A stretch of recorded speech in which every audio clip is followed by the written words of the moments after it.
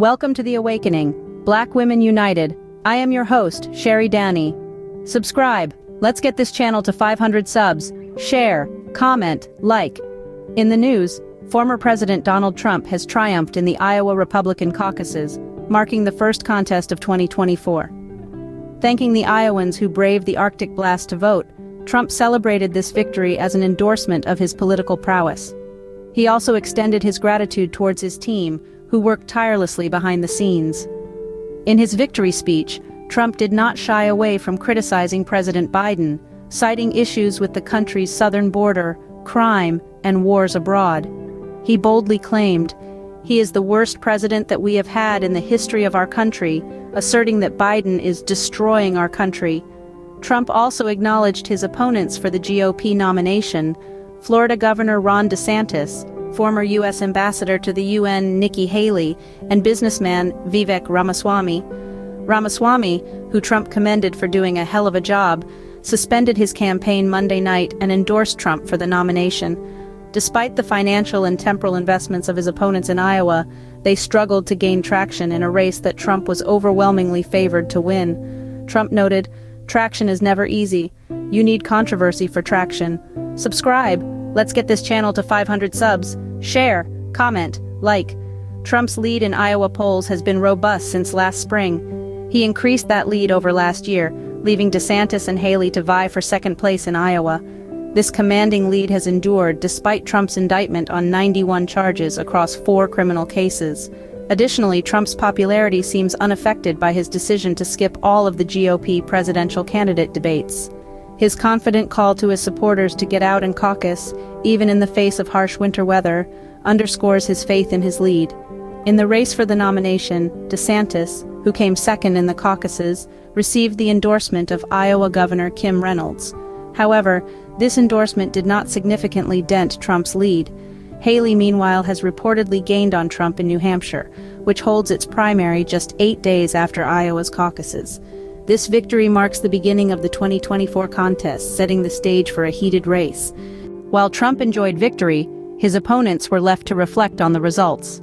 Ron DeSantis, Florida's governor, and Nikki Haley, former U.S. ambassador to the UN, were 2 of Trump's key adversaries in this race. Despite DeSantis's endorsement by Iowa's Governor Kim Reynolds, his campaigning efforts fell short of shaking Trump's stronghold in the state. Even with this high-profile backing, DeSantis was unable to significantly close the gap with Trump, finishing second in the caucuses. This shows the uphill battle faced by Trump's opponents, as his influence seems to remain strong amongst his supporters. On the other hand, Nikki Haley, despite not performing as well in Iowa, has been steadily gaining popularity in New Hampshire.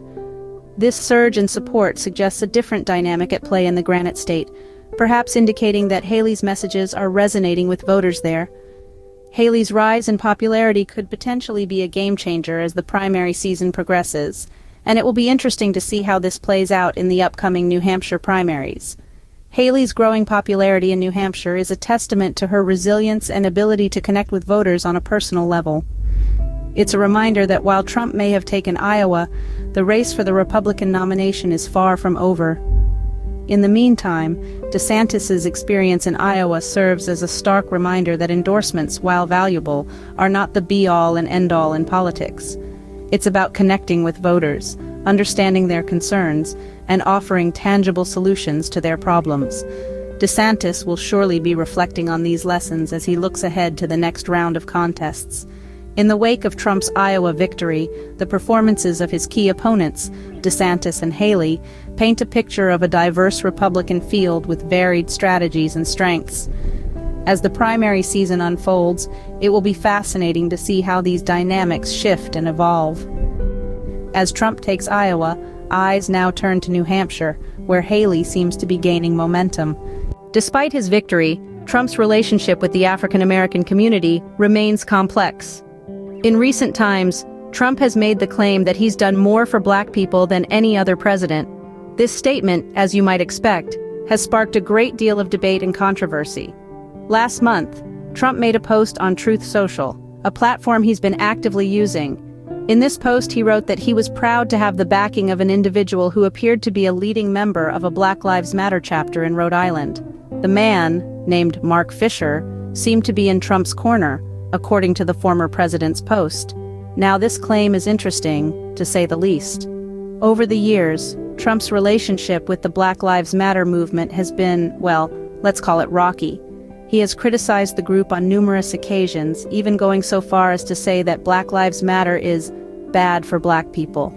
So to hear that he has the support of a supposed leading member of a BLM chapter is certainly eyebrow-raising, but here's where it gets even more intriguing. According to leaders of the Black Lives Matter movement, this Mark Fisher has no current affiliation with the chapter in Rhode Island that he supposedly represents. So, while Trump may be touting this endorsement, the group itself wants nothing to do with either of them. This situation highlights the complex and often contentious relationship between Trump and the Black community. On one hand, Trump claims to have done a great deal for Black people and even asserts that he has their support. On the other hand, we have a major organization within the Black community completely denying any connection with him. So, what does this mean? Well, it's clear that Trump's relationship with the Black community is far from straightforward. Despite his claims of support, the reality seems to be a lot more nuanced. And as we move forward, it will be important to keep a close eye on how this relationship evolves. While Trump touts his support from the Black community, the reality seems far more nuanced. So, what does Trump's victory in Iowa mean for African American women and children? It's a question that warrants serious consideration. Trump's administration has been marked by policies and rhetoric that have disproportionately impacted communities of color. For African American women, this could mean increased challenges in securing affordable health care, equitable employment opportunities, and quality education for their children. Most of us, however, haven't forgotten his track record, from his stance on health care, including his recent attacks on Obamacare, to his opposition to greater diversity in the workplace, to his efforts to restrict voting rights. We cannot forget that when Trump got started in real estate decades ago, his family was accused of denying rentals to Black prospective tenants and eventually settled out of court. For our children, the implications are even more profound. They are growing up in an era where their rights, their dignity, and their future are at stake. Yet it's important to remember that we, as a community, have the power to shape these outcomes. Subscribe. Let's get this channel to 500 subs. Share, comment, like. By staying informed about the political landscape and actively participating in the electoral process, we can ensure that our needs and interests are represented. As the 2024 contests continue, it's crucial for us to stay engaged, informed, and ready to make our voices heard. This is The Awakening, Black Women United. I am your host, Sherry Danny. Thank you for joining us on Black Women United.